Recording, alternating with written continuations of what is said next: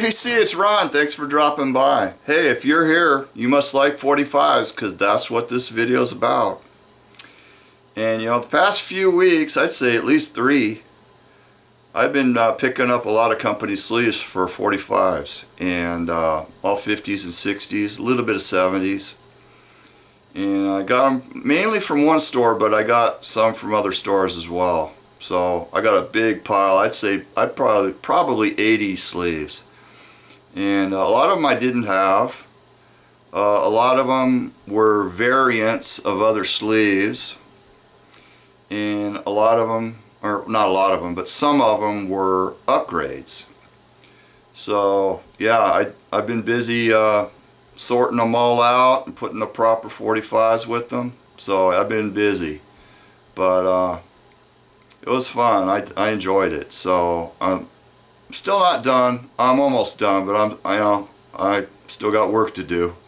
But so we're going to take a look at those today, and all the 45s I'm about to show, when they were issued, the sleeve that's with it is the correct sleeve for that record. There's a little bit margin of error, but I think it's pretty accurate because I went by the Big Boppa website, and they're very detailed on company sleeves. So let's take a look. Alright, we're going to get going with these 45s, and start off with some Decca, and this is 13 Women, and you may know this single better as Rock Around the Clock. When this first was released, Rock Around the Clock was actually the B-side, and it was released in 5/10/54. And this is the correct. There's a lot of variations of this style sleeve, and this is the correct version of that was used for a great number of years.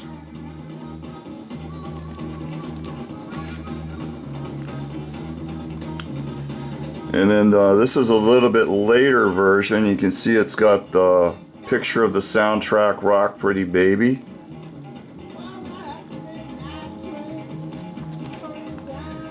And this is from December of 1957, and it originally had a picture sleeve.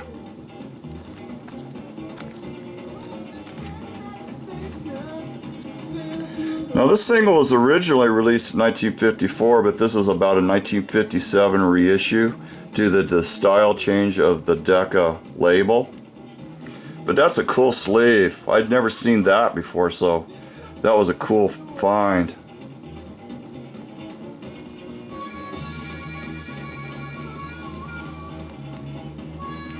It was originally released October 1954.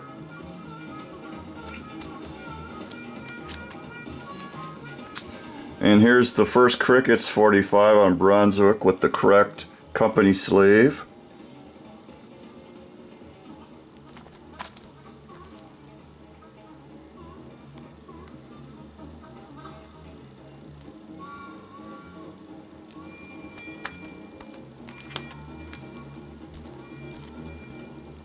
Now this one I just picked up. It's pretty cool, and there's other variations of this sleeve. Instead of the brown lettering, it would have the black lettering, and then the background would be the brown. But I kind of like that. I think it's pretty cool.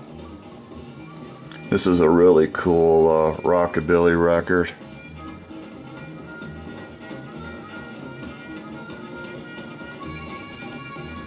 Ronnie Self also had another really cool 45 called Bopalina. And this is that later version of, this is a later version of this sleeve.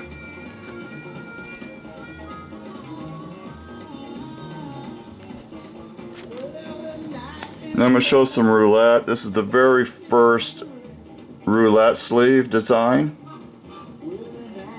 And just Jimmy Bowen, Ever Loving Fingers, this is the first release on roulette.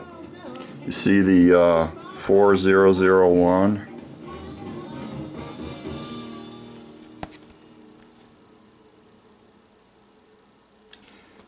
Roulette did a lot of experimenting with different labels, and I used to think that they were like first pressings, second pressings, third pressings, but they're all pretty much first pressings. It just depends on where the record came from.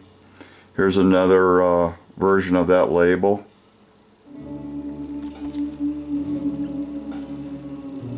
January of '57 on both of these. And here's Party Doll, Buddy Knox. And that's also January of '57. This is the second release on Roulette, 4002. So the Jimmy Bowen and this one were released side by side.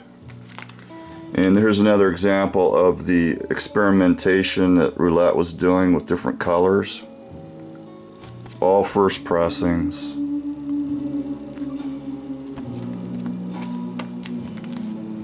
And this is the second label design and the second sleeve.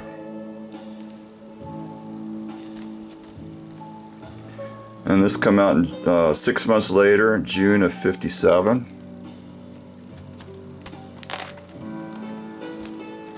And I forgot to mention this Honeycomb by Jimmy Rogers. Honeycomb was actually banned on BBC Radio because I read there was a very prominent, popular religious figure in England, and he asked the BBC to ban this record because he thought honeycomb meant something else, and so since he was such an important figure in the church, they went ahead and they banned it from BBC Radio. But in the US it was a big hit. Okay, this is Everly Brothers, Devoted to You. And this 45 was actually, both sides of this record were actually big hits, Devoted to You and Bird Dog. And there's the release date. Cool caddis sleeve. And Mule Skinner Blues, The Fenderman. Now when this was first released, it was released on Wisconsin's Kuka label. And this is the correct sleeve for this record. A little bit later on in the 60s they had a different address. And this came out in January of '60, and that's the month and year that I was born.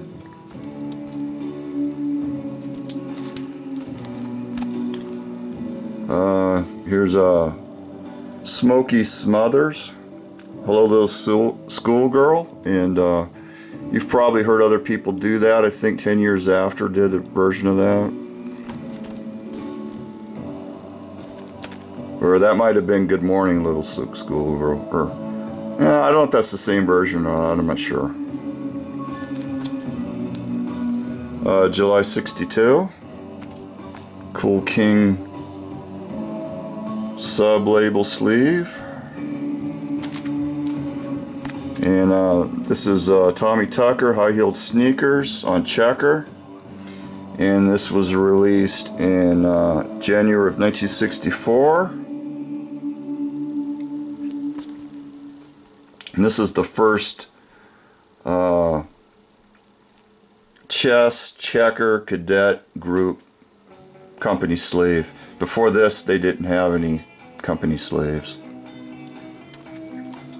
And this label on chess also came in this sleeve. Chuck Berry, Promised Land. And that's from November of '64.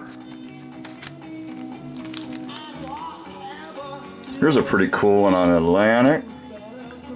And Bebop Grandma by Solomon Burke.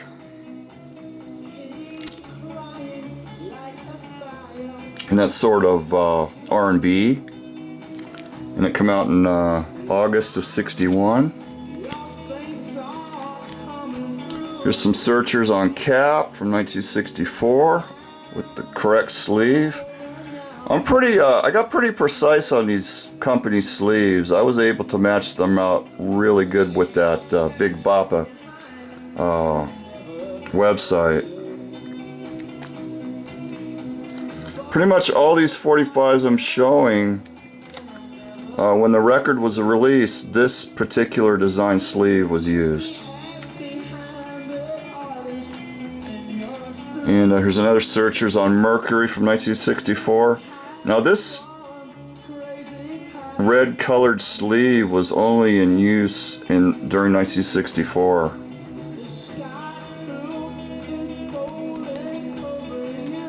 And then they went to this color. And this is a Blues Magoo's 45 that the pressing plant that this was pressed up at was using the last of the black Mercury labels. It was kind of the transition period. They were still changing over to the other red design. And this is from October '66, and it was pressed in Hollywood at Allied. Here's the Yardbirds for Your Love with the correct company sleeve that was used up until late 1965. And this came out on April 9th, 1965. And then when they changed over to the new company sleeve, they came up with this version. And this is a 3/27/66. First Jeff Beck 45. And in fact, Jeff Beck is coming to Phoenix, and he's playing a really cool venue, and I'm pretty sure I'm gonna go. So that'd be great to see Jeff. I've never seen him before. Now, the earlier versions of this particular style sleeve have one line, and then a little bit later they went to the double line. So the double lines came next. Probably 67, I would guess. I don't know for sure. Some of these I don't have the dates because I ran out of labels. And this is another variation of this. It's a little bit later. It's got the darker color, but it's got the double line. So there's a lot of little small differences in these sleeves. So yeah, single line and double lines, and that's 65. This is page 1 label with the Trogs from 1970, and that's the correct sleeve, the red bell sleeve.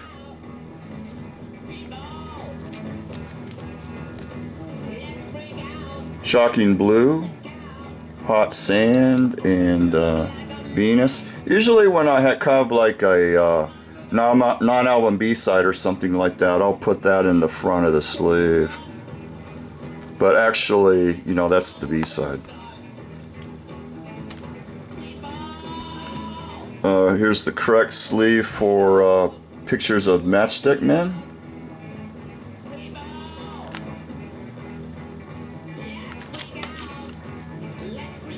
Gregorians. This band was out of Ohio, and they were previously known as the City Squires, and come out August '69. Some other information I read said it came out in June of '69, but I'm going by Cat 45, which is or 45 Cat, which is pretty accurate. So this is a really cool psych record here. Now here's the 60s A&M sleeve. Now in 1970 they went to a black sleeve, so this is the earlier white version. Same design, except it was in black. The Real House of the Rising Sun, Waylon Jennings, and this came out in March of 1965. Here's a Kuka label, Wisconsin regional label, and these are pretty sought after. Anything on Kuka is pretty scarce. They did a lot of like polka stuff, but they also did some great garage. And this is a version of White Lightning by Bobby Hankins, and it's from March of 1965. So I was really glad to get that company sleeve. Here's the Illusion on Steed. I didn't have one of these sleeves, so that's cool. Now there's some later versions of this with like some colored printing, but this is the earlier sleeve for this record. January of '69 is when that came out, and that's a non-album B-side. Here's a non-album B-side by the Deep Six, and they had one album, and the A-side is Rising Sun, come out in August of 1965.